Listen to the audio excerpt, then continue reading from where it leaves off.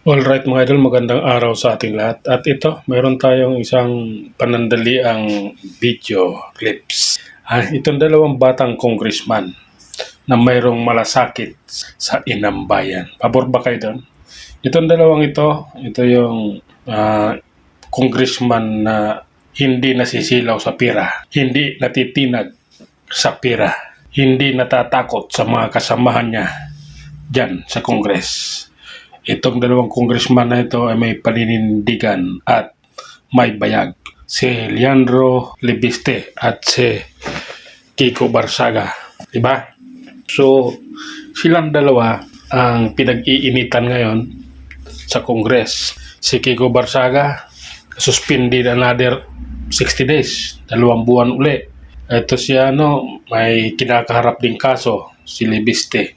Ang kaso nila, ang dahilan ng mga yan ay dahil sa pagsalita nila sa katotohanan or nagsabi siya ng katotohanan, yung mga nagaganap dyan sa Congress, yung mga anomalyang nangyayari dyan sa Congress, lalong-lalo na doon sa mga kasamahan nila na walang ibang ginawa kundi magnakaw, gumawa ng masama, hinahakot ang pera ng taong bayan, tinatago sa kanilang mga condo unit at sa bahay sa subdivision.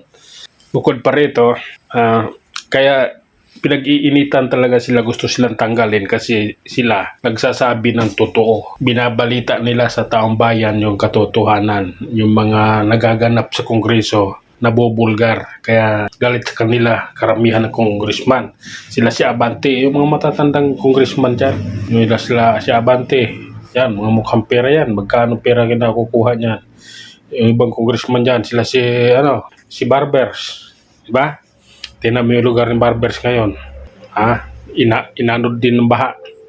Anong nangyayari doon? Nasaan yung flood control project doon, di ba? Wala din. Ang daming mga kalukuhang nangyayari sa panahon ngayon. Itong dalawang congressman na to ang nagsalita. Ilan ang congressman sa Congress? Ilan sila dyan? May 300 yan sila dyan eh. Yung mga flood control project sa Ilocos, yung mga kabalbalan ni Sandro Marcos, ba? Itong dalawang batang congressman na ito yung pag-asa ng mga Pilipino. Ito yung congressman na handang mawala sa serbisyo para lang sa katotohanan, para lang manaig ang katotohanan at malaman ng taong bayan ang pinagagawa ng ibang politiko sa ating inang bayan. Ngayon, silang dalawa ay may mga kaso.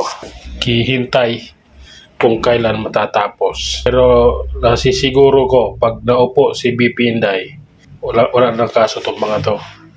Talagang magtatrabaho ng maayos itong mga to. Maaasahan itong dalawang batang congressman na ito. Hanggang dito na lang. Hanggang sa muli. Maraming salamat.